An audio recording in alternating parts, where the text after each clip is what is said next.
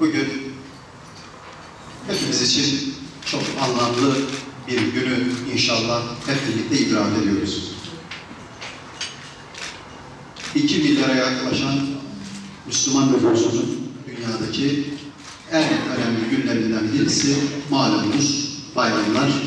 İşte bugün idrak ettiğimiz Kurban Bayramı da şu an dünyadaki tüm Müslümanların birlik içerisinde, kardeşlik içerisinde, huzur içerisinde kutlamaya çalıştığı güzel günlerden birisi. Bu anlamda milyonlarca Müslümanın ellerini semaya açarak tüm dünyadaki Müslümanlar için, kardeşlerimiz için Allah'a yalvardığı günler. Ve en önemlisi de bugün hepimizin idrak ettiği Kurban Bayramı, yani kurban kesme ibadetimizde Rabbim inşallah kabul eder. Kurban deyince inancımızda, kültürümüzde çok ayrı bir yeri var Kurban Bayramı'nın aynı zamanda. İnsanlığın ilk atası Hazreti Adem'in oğlu Hazreti Habil'in ilk kurban edilişi adeta. Yüce Yaradan'a teslimiyetin, Yüce Yaradan'a en önemli inanmışlığın sembolü olan Hazreti İbrahim'in adeta malumunuz çok ayrı bir yeri var.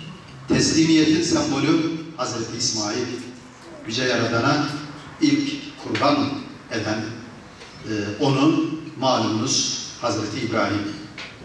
Ama kurban deyince tabii yine en önemlisi de Hazreti Peygamber'in infakı, paylaşımcılığı aklımıza geliyor.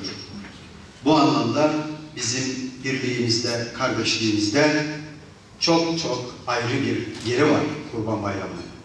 İşte bu günler hele ülkemizin geçirmiş olduğu son yıllardaki en sıkıntılı dönemlerinde Kurban Bayramı'nın ayrı bir anlamı, ayrı bir yeri oluyor hepimizin dünyasında. Ülkemizin geleceği açısından en önemlisi de birliğe, kardeşliğe, dayanışmaya en fazla ihtiyaç duyduğumuz bu günlerde bu bayramların ayrı bir yeri oluyor. Rabbim inşallah bu günlerde yapacağımız duaları da kabul eder. Bugün ülkemiz çok güzel bir huzur iklimini yaşıyor.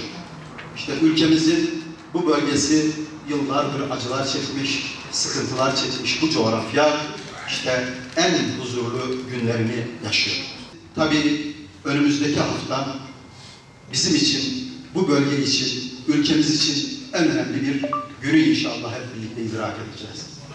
Pazar günü Cumhurbaşkanımızın himayesinde Ahlat Malazgirt'i kapsayan Malazgirt Zaferi'nin 947. yıl dönümünü hep birlikte idrak edeceğiz. Anadolu'ya ilk giriş kapımız olan Ahlat, pazar günü tarihi günlerinden birini yaşayacak. Tüm vatandaşlarımızı biz o gün bizi orada bekliyoruz. Adeta dirilişin yeniden yaşanacağı bir günü hep birlikte idrak edeceğiz. Değerli arkadaşlar, bunlar bizim için çok önemli. Sembolik anlamda önemli. Ülkemizin birliği açısından, beraberliği açısından, birliği açısından Sayın Cumhurbaşkanımızın orada vereceği çok önemli mesajlar olacak. İnşallah o gün Sayın Cumhurbaşkanımızı ve tüm misafirlerimizi yalnız bırakmama adına her birimizin o gün kuruluşun destanı dediğimiz Malazgirt'e ve ondan önce de Ahlat'a inşallah o gün bekliyoruz.